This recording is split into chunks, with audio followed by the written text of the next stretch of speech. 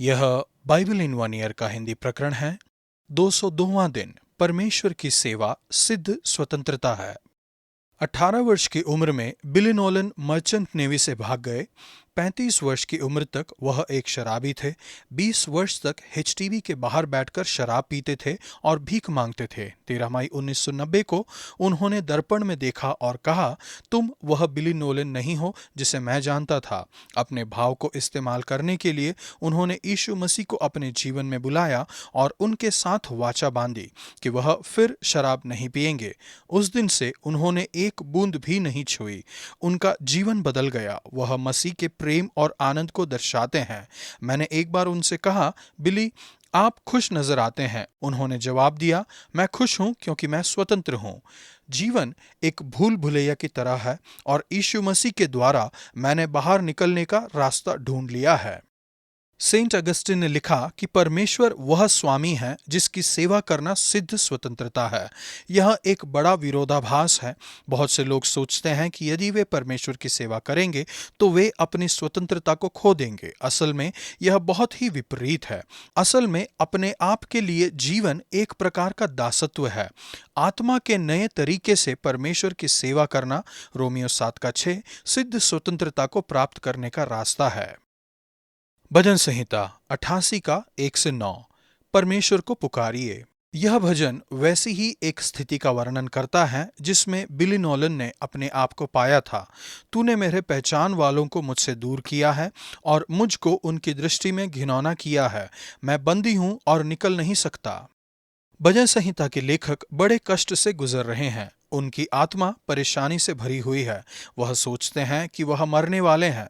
मेरा प्राण अधोलोक के निकट पहुंचा है। मैं कब्र में पड़ने वालों में गिना गया हूं।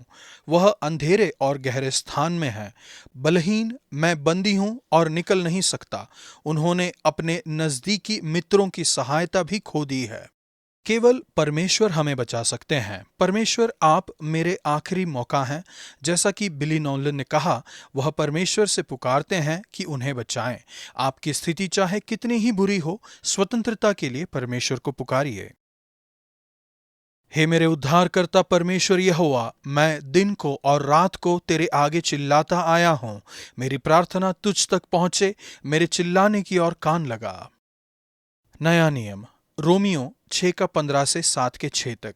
परमेश्वर की सेवा करें। यहाँ पर एक थॉमस टैंक इंजन कार्टून है जिसकी बगल में थॉमस का ऐसा चित्र है जिसमें वो रेल की पटरी से उतर चुके हैं। वह चिल्ला रहे हैं, मैं स्वतंत्र हूँ। आखिरकार मैं स्वतंत्र हूँ।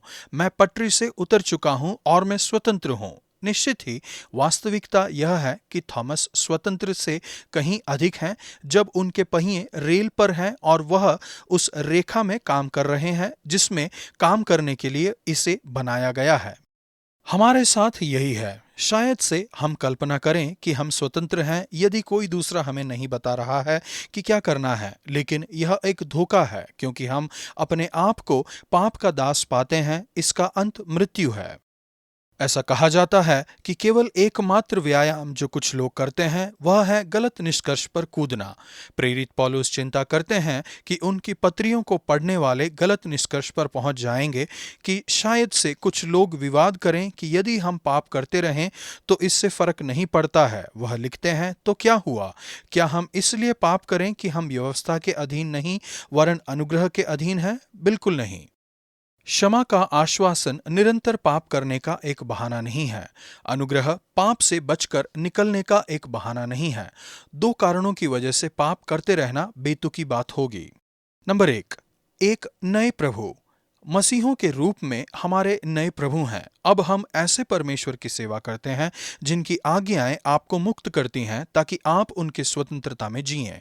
इसे पसंद करें या नहीं, हम सभी किसी न किसी चीज के दास हैं। पाप एक प्रकार का दासत्व है जो केवल आत्मिक बंधनों और मृत्यु को लाता है, लेकिन परमेश्वर की सेवा करना सिद्ध स्वतंत्रता को लाता है क्योंकि परमेश्वर का वरदान हमारे प्रभु यीशु मसीह में अनंत जीवन है।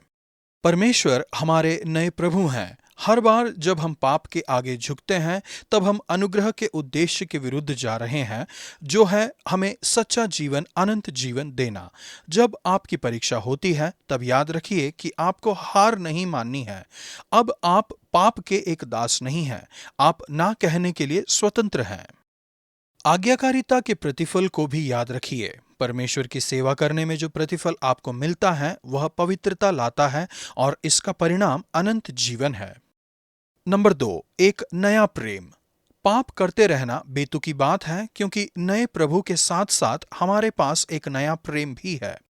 इसे समझाने के लिए पौलुस विवाह के पहलू के बारे में बताते हैं। एक महिला विवाह के नियम से छूट जाती है जब उसका पति मर जाता है। मृत्यु हमें नियम से छुड़ाता है। इसी तरह से मसीहियों के रूप में हम नियम के लिए मर गए हैं। हमारा पुराना प्रेम नियम था, लेकिन मसीह के रूप में अब हम पाप के बंधन में नहीं हैं। अब हम अपने नए प्रेम यीशु के साथ बंध सकते हैं, जैसे कि एक महिला जिसका पति मर चुका है, वह एक नए प्रेम से विवाह करने के लिए स्वतंत्र है। अब जबकि आप अनुग्रह के अधीन हैं, ना कि नियम के अधीन, तो आप में वह आत्मा रहता है जो आपको सही करने की इच्छा और योग्यता से भरता है। अपने नए प्रेम यीशु से जुड़कर आप आत्मा के नियम से सेवा करते हैं और ना कि लिखे गए पुराने नियम से। किंतु जैसा कि हम कल देखेंगे, पौलुस उस चल रही लड़ाई के विषय में सापेक्षिक जो लड़ाई हम पाप के साथ करते हैं। परमेश्वर आपका धन्यवाद, क्योंकि आपकी सेवा करना सिद्ध स्वतंत्रता है। आज मैं अपने शरीर के सभी अंगों को सत्यनिष्ठा के दास के रूप में प्रस्तुत करता हूँ। आत्मा के नियम में, मेरे प्रभु और मेरे प्रेम में आपकी सेवा करना चाहता हूँ। पुराना नियम, होशे 3 का 1 से 5 के 15 तक। परमेश्वर की स्वतंत्रता को खोजें।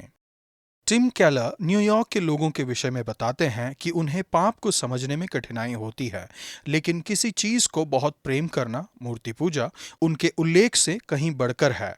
हमारा सबसे ऊंचा प्रेम है जिसकी हम सेवा और आराधना करते हैं।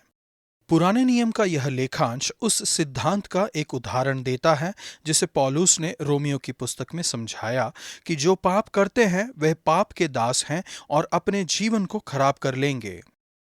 परमेश्वर अपने लोगों से प्रेम करते हैं। भविष्यवक्ता होशे को अपनी पत्नी के लिए उनके प्रेम के द्वारा इस बात का एक चित्रित रूप प्रदान करने के लिए बुलाया गया है।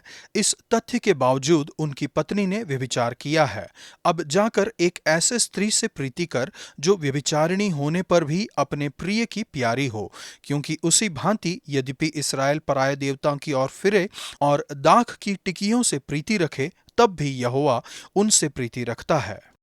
होशे परमेश्वर के वचन को सुनाते हैं। इस देश में न तो कुछ सच्चाई है, न कुछ करुणा और न कुछ परमेश्वर का ज्ञान ही है। यहाँ श्राप देने, झूठ बोलने, वध करने, चुराने और व्यभिचार करने को छोड़ कुछ नहीं होता। लोग व्यभिचार और वेश्यावृत्ति का पाप करते हैं। आज यह बहुत से समाज का एक सटीक वर्णन है। लीडर्स एक अच्छा उदाहरण नहीं रख रहे थे। जैसे ही वे बढ़ते गए, वैसे ही वे मेरे विरुद्ध पाप करते गए। मैं उनके वैभव के बदले उनका अनादर करूंगा। वे मेरी प्रजा की पाप बलियों को खाते हैं और प्रजा के पापी होने की लालसा करते हैं। इसलिए जो प्रजा की दशा होगी, वही याजक की भी होगी। उनके पाप से स्वतंत्रता को खोजने के बजाय वे असंतुष्ट थे और उनके पापों के कारण दास थे। वे खाएंगे तो सही, परंतु तृप्त ना होंगे, और वैश्यागमन तो करेंगे परंतु न बढ़ेंगे। वैश्यागमन और दाखमधु और ताज़ा दाखमधु, ये तीनों बुद्धि को भ्रष्ट करते हैं। मेरी प्रजा के लोग काठ के पुतले से प्रश्न करते हैं। वे मूर्तों के संगी हो गए हैं। जब दाखमधु पी चुकते हैं, तब वैश्यागमन में लग जाते हैं। परमेश्वर की ओर फिरने में वह अपने आप को असमर्थ पाते हैं। उनके काम उन्हें अपने परमेश्वर की ओर फिरने नहीं देते। व्यभिचार और वैश्यागमन लोगों में फैला हुआ था।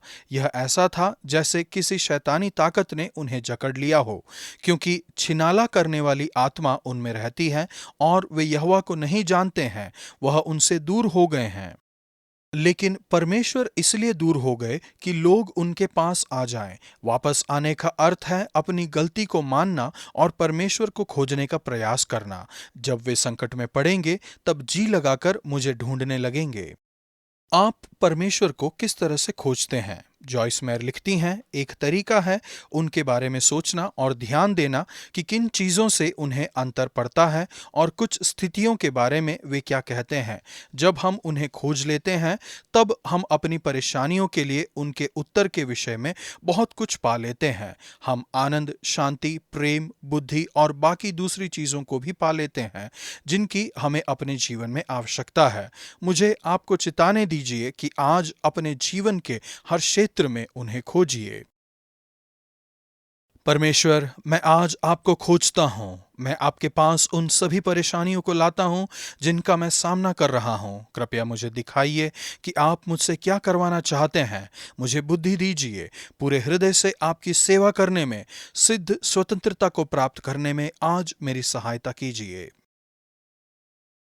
रोमियो 6:23। लेकिन परमेश्वर का उपहार हमारे प्रभु यीशु मसीह में अनंत जीवन है। लोगों के लिए उपहार खरीदने में मुझे थोड़ा तनाव महसूस होता है। मैं अक्सर लोगों की दयालुता, उदारता और सोच से प्रभावित हो जाती हूँ जब मुझे कोई एक उपहार देता है। हमारे लिए परमेश्वर का उपहार और भी अद्भुत है, अनंत जीवन। ये उपहार कभी पुराना नहीं होगा, मुरझाएगा नहीं, या यह बुलाया नहीं जा सकता है। यह सबसे बहुमूल्य उपहार है। इसे पाने के लिए एक बड़े बलिदान की आवश्यकता है। यह सर्वदा बना रहेगा और हर तरह से सिद्ध रहेगा। आज का वचन, क्योंकि पाप की मजदूरी तो मृत्यु है, परंतु परमेश्वर का वरदान हमारे प्रभु मसीह यीशु में अनंत जीवन है। रोमियो 6:23।